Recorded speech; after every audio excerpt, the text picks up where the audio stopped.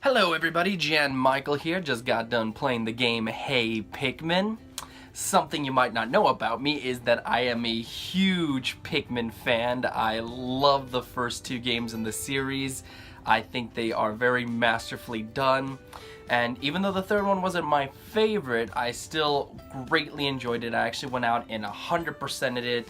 I think I've done that with pretty much all of them up to now. And we finally got our first 3DS installment, and it's time to ask the question, does Hey Pikmin suck? Well, let's find out.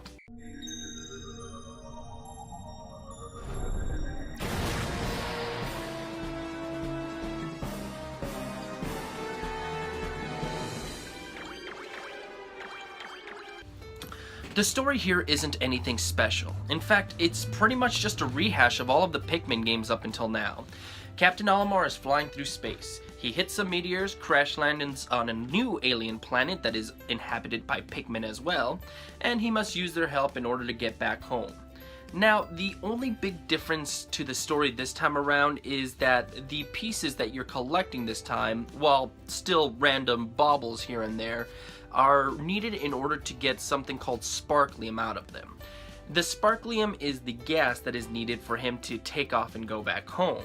So he needs to collect as many of these as he can because this is really where he gets a majority of the source of this gas that he needs. And that's really the only big difference this time around. Otherwise, it's pretty much just like cut and paste when it comes to story. So, I mean, I think the biggest problem that most people had when they first saw the trailer to this is this pretty much just a my first Pikmin game for toddlers? I mean, in a way, kind of, yes it is. It doesn't have any of the intricacies from the previous installments. You're not really micromanaging the Pikmin, apart from maybe 2 at a time. And even then, it's just like a flick of a button and you're already flinging the next Pikmin wherever you need them to go. It never gets really difficult at any point. Even the later levels, which do add a little bit more challenge, never felt so taxing that I couldn't do it on a second or third attempt. It was pretty simple the entire way through. So yes, if you're worried if this game might be a little bit too easy, I think older audiences are probably just gonna breeze through it. Young children might find it a little bit more entertaining, but just keep that in mind, guys. This, again, doesn't have that same level of strategy that the previous Pikmin games did have. What it does have is a lot of the comedic nature of the previous installments. One of the things that I really liked about the previous installments was all the journal entries that you got every single time you collected a piece or at the end of a day. And here you actually get that after encountering every enemy, after getting every part. You get a really nice journal entry that honestly always puts a smile on my face. And this really helped out the game in terms of going back and collecting the pieces I had missed. Sometimes I would miss a piece, and even though I didn't feel too compelled to go back and get the piece, I would do so just because I was interested in seeing what the next journal entry was. And I wanted to see more of this character. I like his personality, I like his train of thought. I like the jokes that end up coming from him just writing nonsense on there. So it does still have a lot of those comedic factors that I did enjoy from the previous installments. It did translate well here to the 3DS. And I gotta say, thematically, or the feel of it, it still feels Pikmin. The creatures still have those cute little sounds. Olimar still does his little grunts. The enemies definitely look like they belong in the Pikmin world.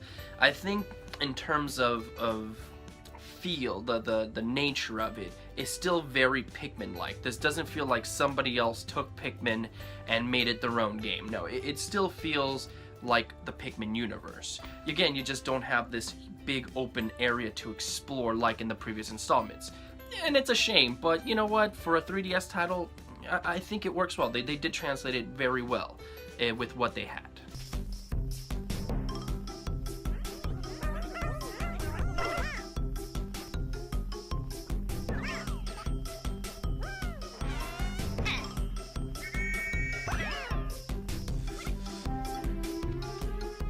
Another positive aspect I can say about it is I really like the boss fights. Now, the boss fights, like the main game, are not challenging. It's very simple. I don't think I ever failed any of them, and sometimes, majority of the times, I didn't even lose Pikmin to these guys, but I still had a lot of fun fighting these. It does take advantage of the dual screen. You get to see how gigantic these creatures really are, and I like the different ways that you get to fight these things. So again, even though it doesn't pose much of a challenge, I did like going up against these bosses and seeing what the next boss was gonna be, what the next creature that I had to take down was. I think that was a positive for the game as well.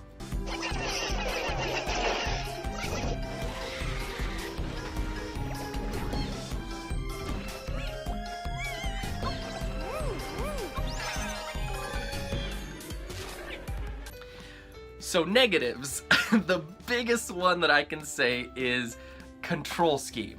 And now I brought my 3DS out because I have to show you what the hell I'm talking about. So when you play this game, you need the stylus. And so I'm gonna try to like fidget here. When I'm playing, I'm holding this, the left hand like this, and using either the directional pad right here or of course the thumbstick. Then my other hand, the palm is here, and I'm kind of tapping the screen like this. Now, why the hell would I hold it like that? Well, it's because you need precision in a lot of the areas in order to attack enemies, to get the items that you need. And a lot of the times, the enemies sometimes just kind of show up out of nowhere, so you have to do the precise movement right away. And so if I'm holding it like this, I constantly have to keep switching back to holding the 3DS and using the stylus. And that's just, it's too much time going back and forth. So I would end up holding it like this. But of course, because I'm not fully holding the 3DS, there's times my palm would slip, my hand would start to hurt, because this is the hand that's mostly holding up the 3DS, resulting in me not being able to play for more than a few hours, because it would start to cramp up after a while. You could technically alleviate this if you like just set it on a table and maybe play from the top down, maybe use your hand just to kind of like move it and just tap that way. I feel like maybe that'll kill your back if you're old or getting older like I am, but I like to play laying down, so this is the way that I ended up having to play it. The only thing that I felt that really alleviated it was holding it like this with both hands, not using the stylus, just using my thumb. But my thumb doesn't give me the precision that I need like the stylus did. And I ended up losing a lot of Pikmin that way when I did switch to that style, so I mostly played this way. Now, maybe some people won't forgive that, and I can understand, so just be wary. It's maybe smaller kids don't have that problem, but I sure as hell did, and that was probably my biggest complaint, even more so than the lack of challenge that I got from it.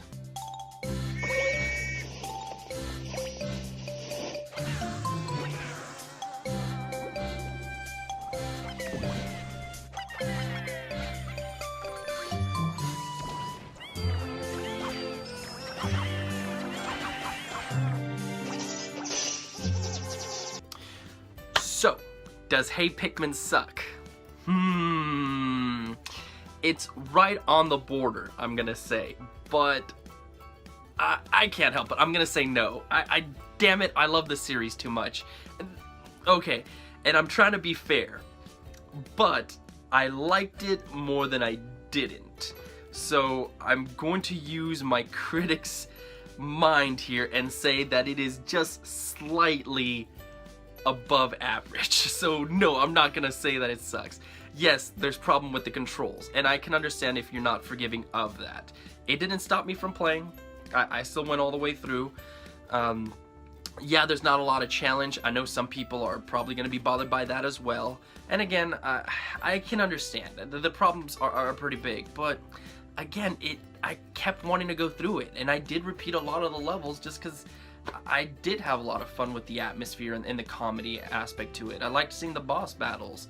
So there was enough there for me to make it all the way to the end.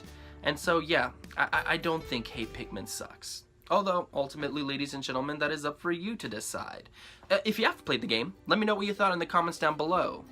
Guys, thank you so much for watching this video. It means a lot to me. And until next time, have a good one.